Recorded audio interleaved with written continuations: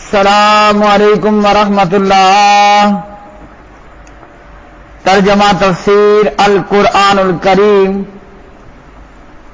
سبق نمبر 179 سورۃ النساء، آیت 131 تا 134، پارہ نمبر 5۔ اعوذ باللہ من الشیطان الرجیم،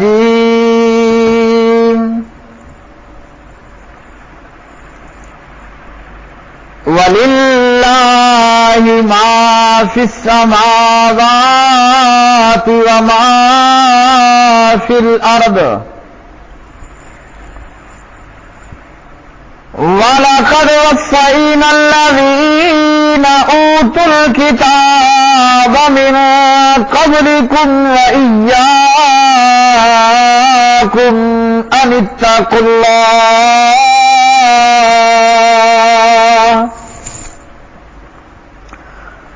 وَإِن تَكْفُرُوا فَإِنَّ لِلَّهِ مَا فِي السَّمَاوَاتِ وَمَا فِي الْأَرْضِ وَكَانَ اللَّهُ غَنِيًّا حَمِيدًا۔ وَلِلَّهِ مَا فِي السَّمَاوَاتِ وَمَا فِي الْأَرْضِ وَكَفَى بِاللَّهِ وَكِيلًا۔ إِن يَشَأْ يُذْهِبْكُمْ أَيُّهَا النَّاسُ وَيَأْتِ بِآخَرِينَ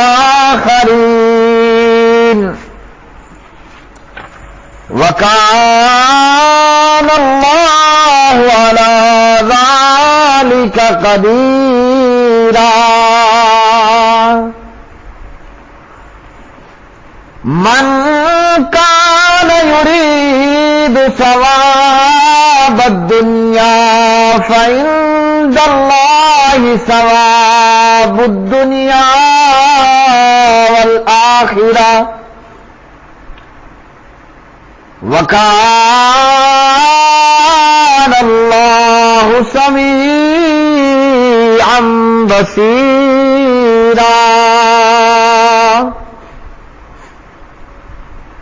اور اللہ تعالیٰ ہی کا ہے جو کچھ آسمانوں میں ہے اور جو کچھ زمین میں ہے، اور بلا شبہ یقیناً ہم نے ان لوگوں کو جنہوں نے تم سے پہلے کتاب دی گئی اور تمہیں بھی تاکیدی حکم دیا ہے کہ اللہ تعالیٰ سے ڈرو، اور اگر تم کفر کرو گے تو بے شک اللہ تعالیٰ ہی کا ہے جو کچھ آسمانوں میں اور جو کچھ زمین میں ہے، اور اللہ تعالیٰ ہمیشہ سے ہر طرح بے پرواہ ہر تعریف کا حقدار ہے۔ اور اللہ تعالیٰ ہی کا ہے جو کچھ آسمانوں میں ہے اور جو کچھ زمین میں ہے، اور اللہ تعالیٰ بطور وکیل کافی ہے۔ اگر وہ چاہے تو تمہیں لے جائے اے لوگوں، اور کچھ دوسروں کو لے آئے، اور اللہ تعالیٰ ہمیشہ سے اس پر پوری طرح قادر ہے۔ جو شخص دنیا کا بدلہ چاہتا ہو تو اللہ تعالیٰ ہی کے پاس دنیا اور آخرت کا بدلہ ہے، اور اللہ تعالیٰ ہمیشہ سے سب کچھ سننے والا سب کچھ دیکھنے والا ہے۔ وَلِلَّهِ، اور اللہ تعالیٰ ہی کا ہے ما جو کچھ ہے فی السماوات آسمانوں میں، وما اور جو کچھ ہے فی الارض زمین میں، وَلَقَدْ اور البتہ تحقیق، وَصَّيْنَا ہم نے حکم دیا، الذین ان لوگوں کو جو اوتو دیے گئے، الکتاب کتاب، من قبلکم تم سے پہلے، وَإِيَّاكُمْ اور خود تمہیں بھی، ان یہ کہ اتقوا اللہ، تم ڈرو اللہ تعالی سے، وَإِن، اور اگر تکفروا، تم کفر کرو گے، فَإِنَّ اللَّهَ، تو تحقیق اللہ تعالی ہی کے لیے ہے، ما، جو کچھ ہے، فی السماوات، آسمانوں میں، وما، اور جو کچھ ہے، فی الارض، زمین میں، وکانا، اور ہے اللہ، اللہ تعالی، غنیًا، بڑا بے پرواہ، حمیدا، نہایت قابل تعریف، وللہ، اور اللہ تعالی ہی کے لیے ہے، ما، جو کچھ ہے، فی السماوات، آسمانوں میں، وما، اور جو کچھ ہے، فی الارض، زمین میں، وکفا، اور کافی ہے، باللہ، اللہ تعالی، وکیلا، نہایت کارساز، ان، اگر یشاء، وہ چاہے، یذہبکم، تو لے جائے تمہیں، ایھا الناس، اے لوگو، ویاتی، اور وہ لے آئے، بآخرین، دوسروں کو، وکانا، اور ہے اللہ، اللہ تعالی، علی ذالک، اس پر، قدیرہ، خوب قدرت رکھنے والا، من، جو کوئی کانا ہے، یرید، ارادہ کرتا، ثواب الدنیا، دنیا کے ثواب کا، فعند اللہ، تو اللہ تعالی ہی کے پاس ہے ثواب الدنیا، دنیا کا، والآخرہ، اور آخرت کا، وکانا، اور ہے اللہ، اللہ تعالی، سمیعا، خوب سننے والا، بصیرا، خوب دیکھنے والا۔ میرے پیارے بھائیوں اور میری بہنوں، مومنوں اور مسلمانوں، معاہدوں، اللہ ذوالجلال والاکرام کا جتنا شکر کریں، اس رب رحمان پاک پروردگار کی جتنی حمد و ثنا کریں اتنی ہی کم ہے، لہذا جتنا ہو سکتا ہے ڈھیروں ڈھیر کریں، زیادہ سے زیادہ کریں۔ اللہ رب العالمین نے گزشتہ آیات کے اندر عورتوں، یتیموں، بچوں سے متعلق احکامات بیان کیے، اب فرمایا کہ آسمان اور زمین کی ہر شے اللہ تعالیٰ ہی کی ہے، مطلب کہ ان احکامات پر عمل کرنے میں تمہارا فائدہ ہے، اور اگر نہیں کرو گے اور سارے مل کر بھی نافرمان ہو جاؤ گے تو اللہ تعالیٰ تو تمہارے طرف سے کسی فائدے اور نقصان سے بے نیاز ہے، کیوں کہ وہ تو الصمد ہے۔ سارے لوگ مل کر کافر ہو جائیں، اللہ تعالیٰ کا کوئی نقصان نہیں کر سکتے، سارے لوگ مل کر مومن موحد ہو جائیں، اللہ تعالیٰ کا کوئی فائدہ نہیں کر سکتے۔ ہم نافرمان بنے، ناشکرے بنے، کافر بنے کہ ایماندار بنے، اس میں اللہ کا فائدہ نقصان کوئی نہیں ہے۔ ایمان پر رہیں گے، احکامات کو مان لیں گے، ہمارا فائدہ، اور اگر انکار کریں گے تو ہمارا ہی نقصان اور بیڑا غرق ہوگا۔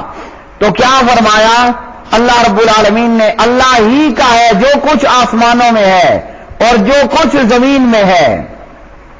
کیا مطلب؟ یہ جتنی کائنات ہے اور اس کائنات میں جتنا کچھ موجود ہے وہ کس کا ہے؟ وہ اللہ وحدہ لا شریک اکیلے کا ہے۔ تو جب یہ ہے تو ہم نے پھر یہ کیوں کہا؟ جب یہ حقیقت ہے کہ جو کچھ ہے وہ اللہ ہی کا ہے، تو جب اللہ کا ہے جس کا ہو اسی سے مانگو نا، ہے اللہ کا اور کہتے کیا ہو؟ برد جولی میری یا محمد صلی اللہ علیہ وسلم۔ جب سب کچھ اللہ کا ہے تو تمہاری جھولیاں اللہ تعالیٰ بھرے گا یا محمد صلی اللہ علیہ وسلم بھرے گا؟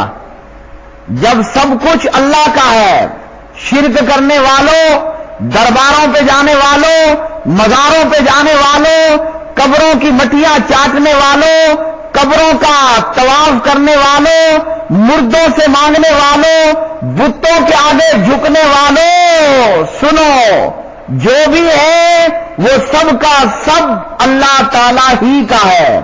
جب یہ سب کچھ اللہ کا ہے پھر کیوں کہتے ہو بہاول حق بیڑا دھک؟ جب سب کچھ اللہ تعالیٰ ہی کا ہے تو بیڑا ڈکنے والا، بیڑے پار لگانے والا، ڈوبیا کشتیاں اوپر لے آنے والا کون ہے؟ وہ تو اللہ ہی ہے۔ یہ پانی کس کا ہے؟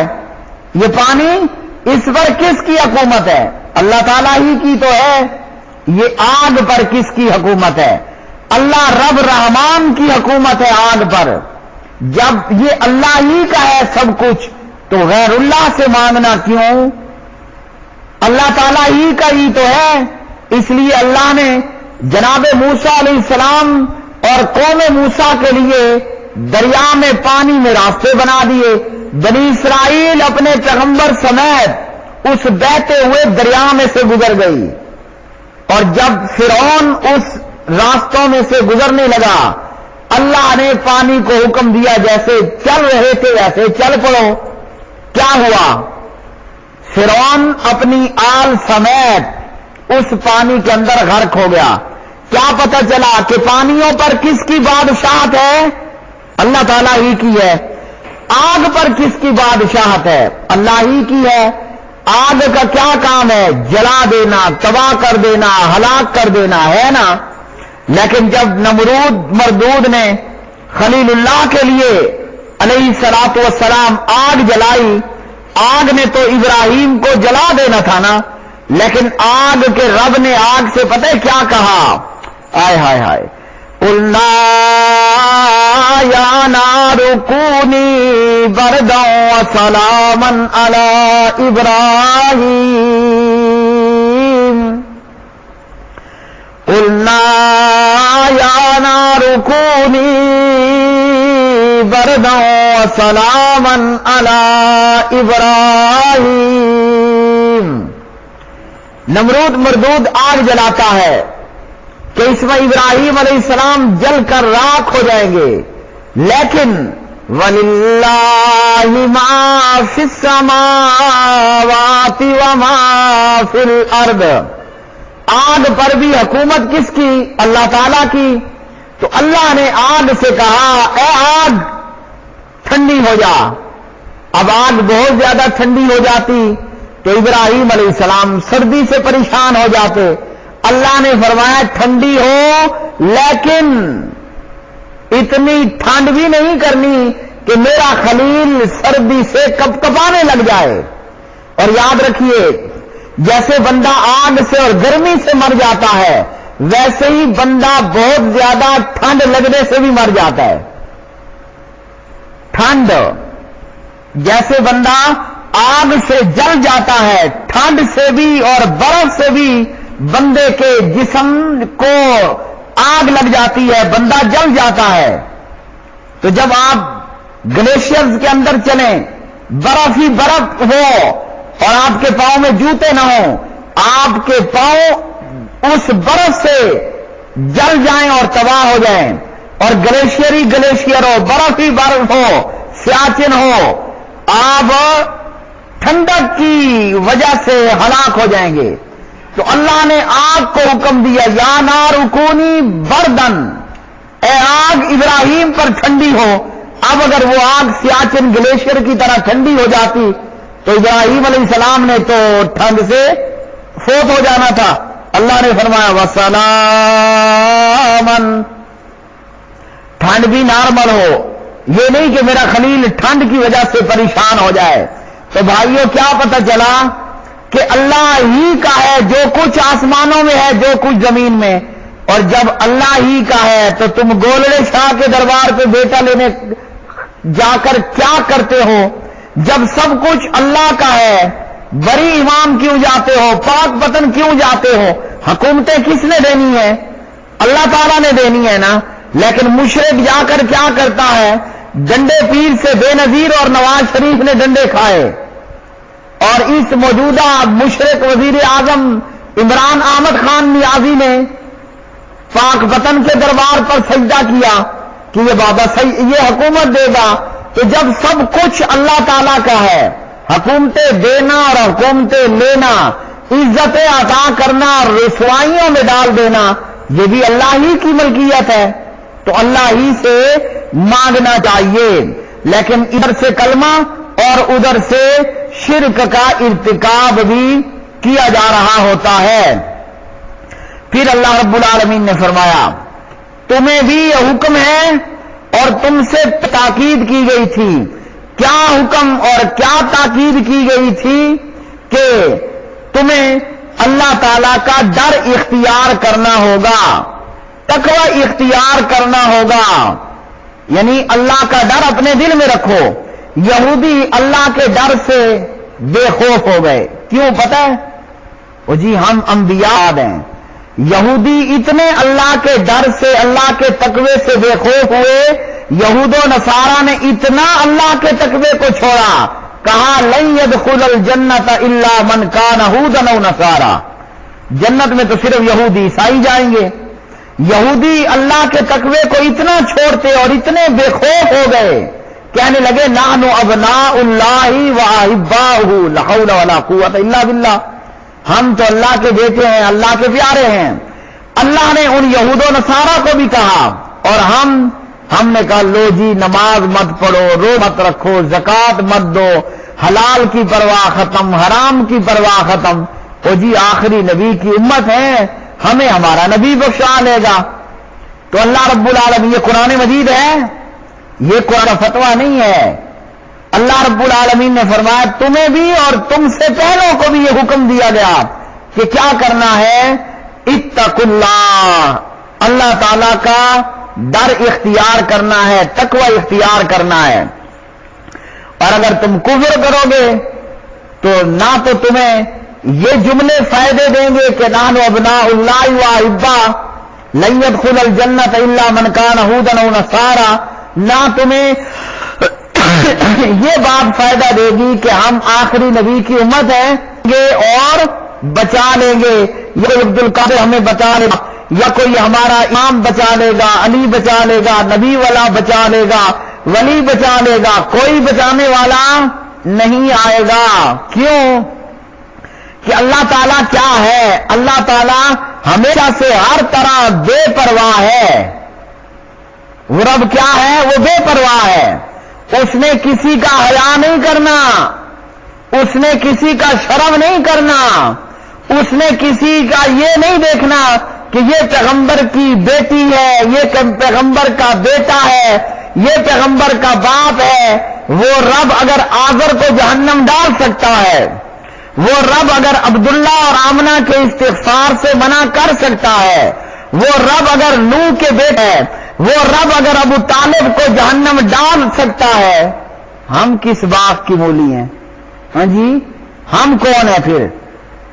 ہم کون ہیں؟ ابراہیم علیہ السلام کا باپ آزر جہنم، نبی علیہ السلام کا چچا ابو طالب جہنم جائے گا، اور آپ کے والدین عبداللہ اور بیوی آمنہ صاحبہ اللہ نے ان کے لیے نوح علیہ السلام کا بیٹا جہنم میں، لوط علیہ السلام کی بیوی جہنم میں.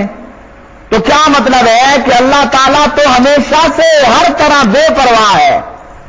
ہم پرواہ کرتے ہیں، کسی کا ڈر ہمیں ہو جائے، وہ جی چودھری صاحب کا لڑکا ہے، یا کسی سے لالچ ہوتا ہے کہ چودھری صاحب کا لڑکا ہے، کرتے ہیں نا.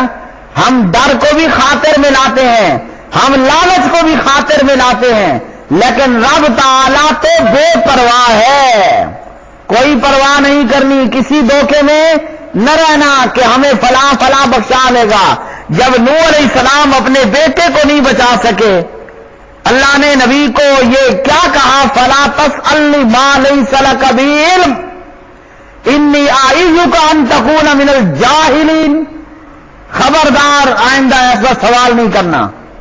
تو کیا عبد القادر جیلانی تمہیں جہنم میں جانے سے بچا لے گا؟ او کملو، کم عقلو، بے وقوفو، مشرکو اور بدعتیوں، سن لو یہ اللہ کا قرآن ہے کہ اللہ تعالیٰ ہمیشہ سے ہر طرح بے پرواہ ہے، اور ہے بھی کیا؟ ہر تعریف کا حقدار ہے. اللہ تعالیٰ تمہاری تعریفوں کا محتاج نہیں ہے. ہوتا ہے نا بادشاہ کی خوشامد کرے تو بادشاہ نواز دیتا ہے. اگر اللہ کا تقوی اختیار کرو گے تو بچ جاؤ گے، ورنہ اللہ بادشاہ کی طرح تمہاری خوشامد سے مجبور ہو کر تمہیں جنت دے دے ایسا نہیں ہوگا۔ اور اسی طرح رب تعالیٰ نے فرمایا اگر اللہ چاہے تو تمہیں لے جائے اور تمہاری جگہ دوسرے لوگوں کو لے آئے، جیسے اللہ نے ایک اور مقام پر ارشاد فرمایا وَإِن تَتَوَلَّوْا يَسْتَبْدِلْ قَوْمًا غَيْرَكُمْ ثُمَّ لَا يَكُونُوا أَمْثَالَكُمْ، اور اگر تم پھر جاؤ گے تو تمہاری جگہ تمہارے سوا اور لوگوں کو لے آئے گا، پھر وہ تمہاری طرح نہیں ہوں گے۔ اور اسی طرح اللہ رب العالمین نے فرمایا جو دنیا کا بدلہ چاہتا ہے تو اللہ ہی کے پاس دنیا اور آخرت کا بدلہ ہے۔ تو جس شخص کا مطلوب و مقصود دنیا ہو اسے یاد رکھنا چاہیے اللہ تعالیٰ کے پاس دنیا آخرت دونوں کا ثواب ہے، تو کیوں صرف دنیا کے لالچ میں اپنی آخرت کو تباہ و برباد کر کے خسارے کا ارتکاب کرتے ہو۔ وآخر دعوانا ان الحمد للہ رب العالمین۔